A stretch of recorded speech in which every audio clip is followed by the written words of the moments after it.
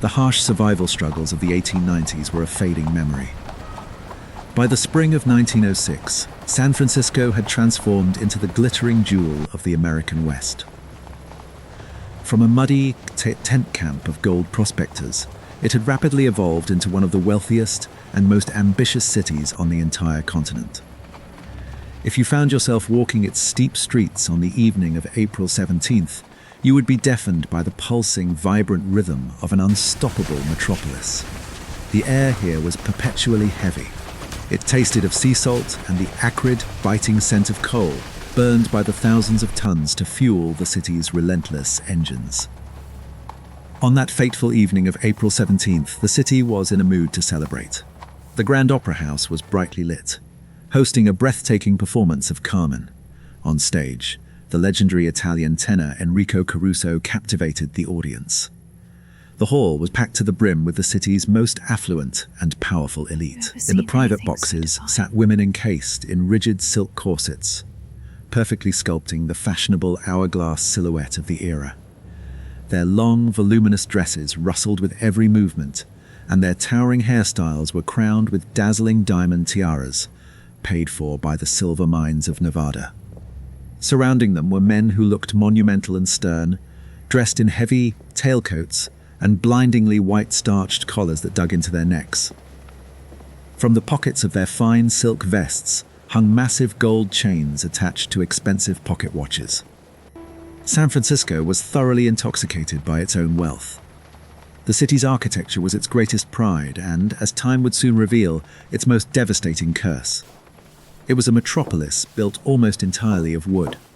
Blessed with the pristine forests of Northern California, over 90% of its buildings, from humble cottages to massive hotels, were framed in redwood and pine. High atop Nob Hill, the Hill of Nabobs, stood the breathtaking palaces of railroad magnates, lavishly adorned with imported Italian marble. But down below, south of Market Street, the reality was different. Tens of thousands of immigrants were crammed into flimsy, tightly packed wooden tenements. Irish, Italians, and Germans lived side by side in these perilous structures, all hoping to strike it lucky and find their fortune on the very edge of the continent. Nearby lay the beating heart of Chinatown, the largest Chinese enclave outside of Asia. It was a densely populated, chaotic labyrinth of narrow brick alleyways. The heavy air here was an intoxicating mix. The sweet smoke of exotic incense blended seamlessly with the pungent aromas of dried fish, roasted duck, and rich spices. The locals wore traditional loose silk tunics. The men kept their hair in long, braided queues, bound by the strict, unyielding laws of the distant Qing dynasty. The streets were painted in the glow of bright paper lanterns and massive wooden signs gleaming with golden characters. Though forced into isolation by severe racial discrimination, Chinatown remained an absolutely vital gear in the booming economic engine of San Francisco. Stretching along the bay was the infamous Barbary Coast. This was a brutal criminal haven of port saloons, cheap gambling dens, and brothels. Here its own dark laws reign. In these foul-smelling alleys, a man could be knocked unconscious and sold against his will to departing whaling ships, a dark practice known as Shanghaiing. Yet 1906 San Francisco viewed itself as an unstoppable beacon of modern progress. The sky was tangled in a web of new electric wires. Beneath its cobblestone avenues, the city was threaded with hundreds of miles of cutting-edge gas pipes and complex municipal water mains. Cable cars, a brilliant feat of engineering, clattered up and down the treacherous hills, conquering inclines that no horse-drawn carriage could ever manage. City officials and daily newspapers proudly heralded this as the ultimate triumph of human intellect over untamed nature. So blinding was their hubris that no one paid attention to the minor tremors that occasionally made fine crystal glasses rattle on dining tables. But this triumph had a fatal flaw. A massive portion of the downtown was erected on artificial land, a weak foundation of sand, construction debris, and sunken ships. They believed they had built an eternal monument to American enterprise. They had no idea their shining city of wood and gas pipes sat directly on the San Andreas Fault. Deep within the Earth's crust, unimaginable tension had been building for decades. This grand illusion of safety was destined to shatter with the first rays of the morning sun. It was the early morning of April 18th, 1906. At 5:12 a.m., the bustling city was still deep in slumber, save for a few milkmen and bakers. The morning dawned clear and astonishingly quiet. A delicate, serene mist hung over the bay, masking the unimaginable violence that was about to unfold. But in the animal kingdom, a deeply rooted, inexplicable panic had already taken hold. Draft horses in their stalls stamped their hooves, fighting their tethers in terror. Stray dogs, wandering the cobblestone alleyways, stopped in their tracks, raising their heads to let out long, continuous howls into the crisp morning air. Thousands of birds suddenly burst from the city's trees in massive, chaotic flocks, fleeing frantically from an invisible, impending doom. Nature knew what was coming. Deep beneath the Pacific Ocean and the Californian coastline, the San Andreas Fault finally snapped. Two gargantuan tectonic plates shifted with incomprehensible force. It began with a foreshock.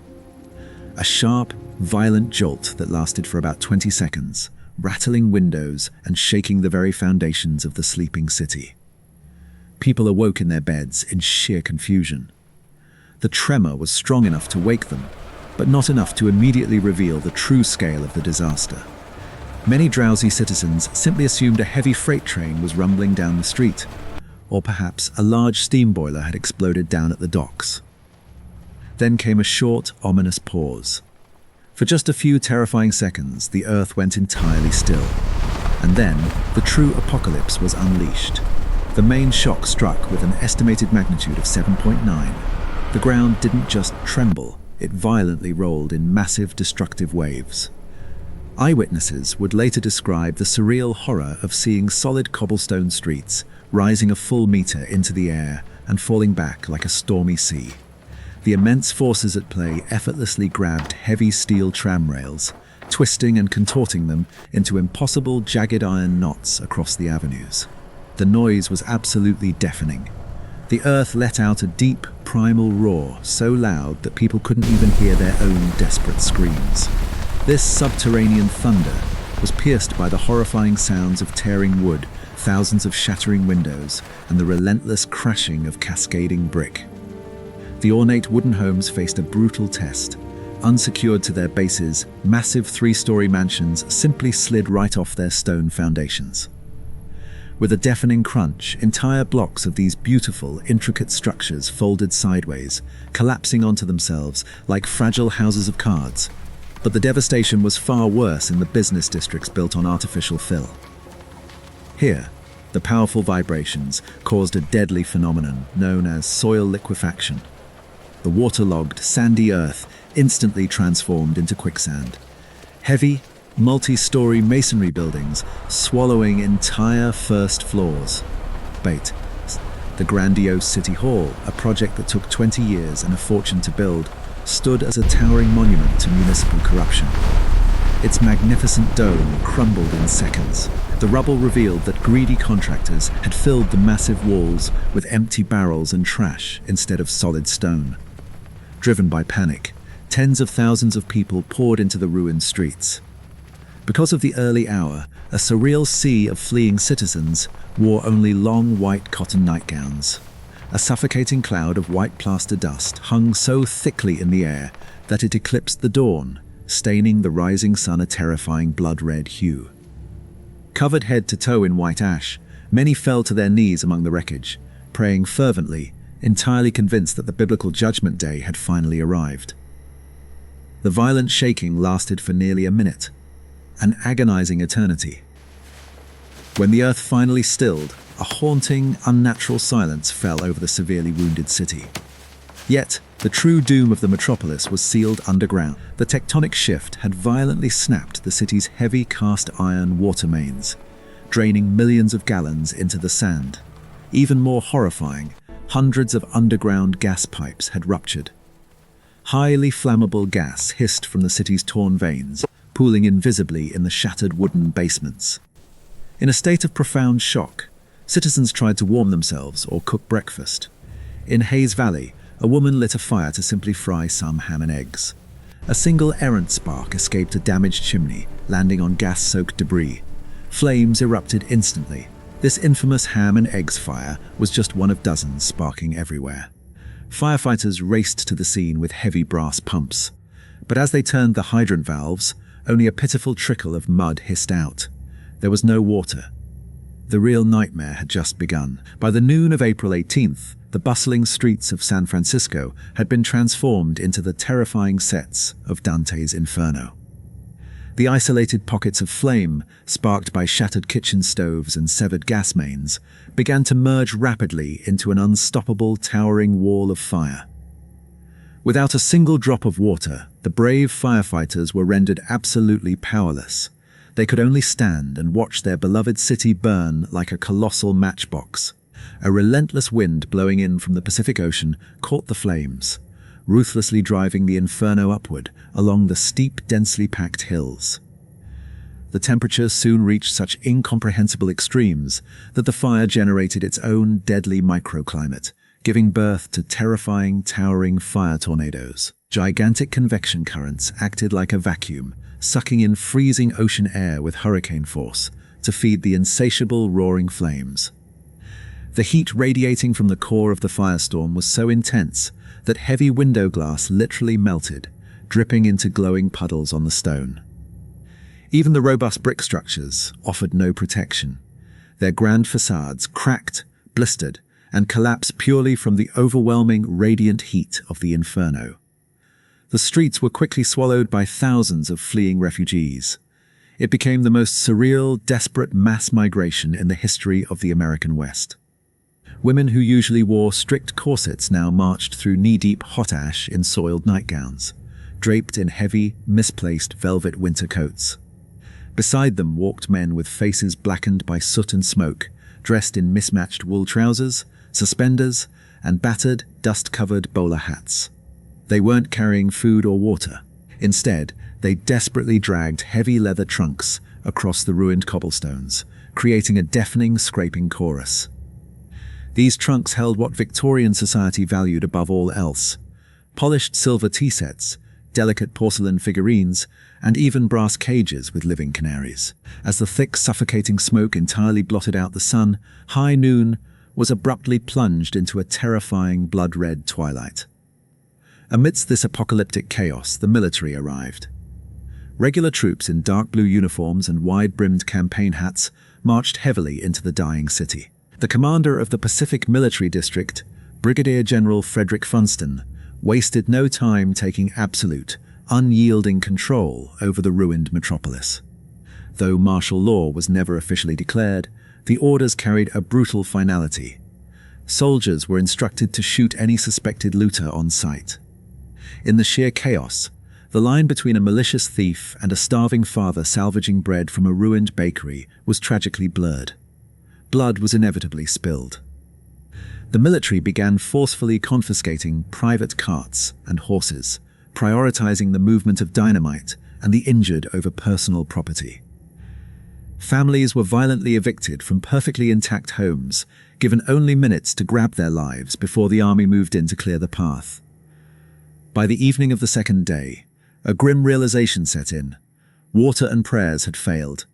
It was time for the most destructive urban decision in American history. The plan was to artificially starve the fire by obliterating entire blocks of unburned houses. The chosen defense line was the magnificent Van Ness Avenue. Soldiers and firefighters, many entirely inexperienced with heavy explosives, began hauling crates of dynamite into the basements of palaces worth immense fortunes.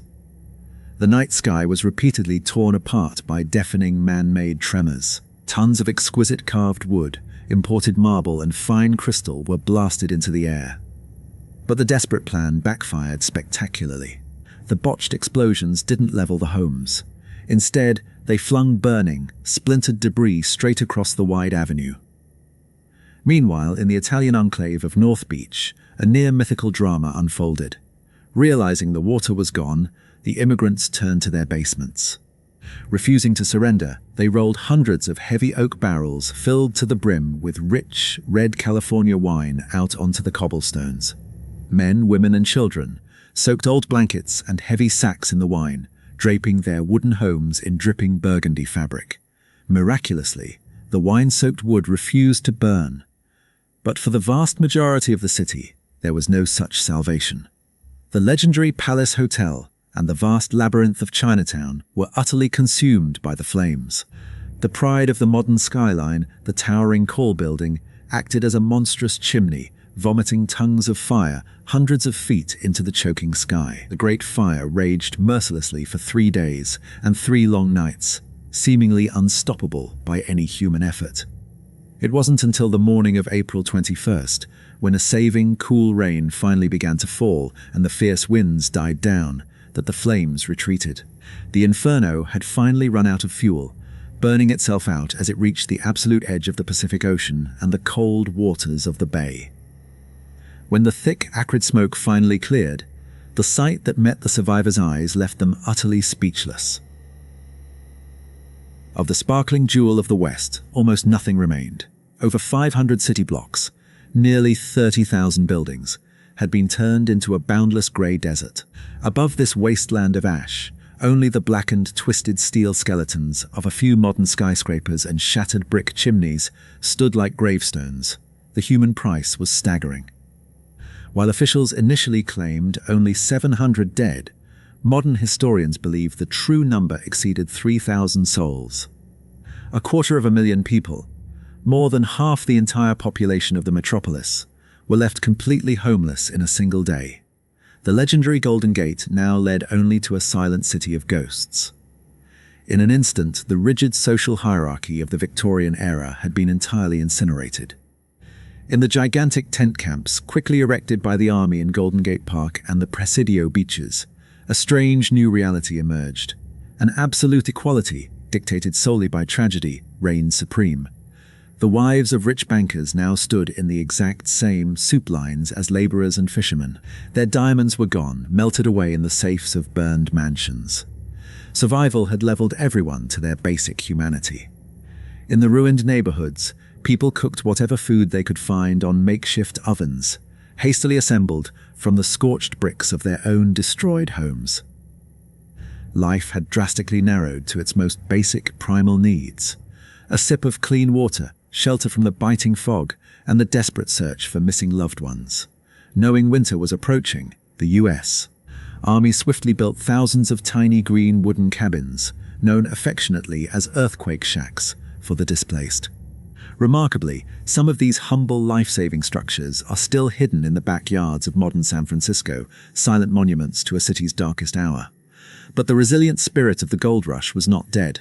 Politicians and businessmen panicked, terrified that East Coast investors would abandon a fault-lined city forever. They immediately launched an aggressive PR campaign. They instead of forbade the press, blaming the devastation entirely on the fire. Instead of weeping over the cooled, the CD, major civilizational, occurred. And here, a major civilizational shift occurred. Was frayed? The frivolous era of ornate Victorian wood was officially over. The new San Francisco had to be invulnerable. Traditional carpenters were rapidly replaced by engineers specializing in metal and concrete. Architects studied the few buildings that survived the shaking. They began massively employing steel load-bearing frames and reinforced concrete. The city was physically evolving to withstand the Earth's wrath. Authorities completely overhauled the water system, building giant underground cisterns that didn't rely on fragile pipes, vowing to never be left waterless again. This catastrophe also birthed a new science. For the first time, geologists deeply studied the giant scar on California's body, the San Andreas Fault. Through the ruins, the elastic rebound theory was discovered, finally explaining the mechanics of earthquakes.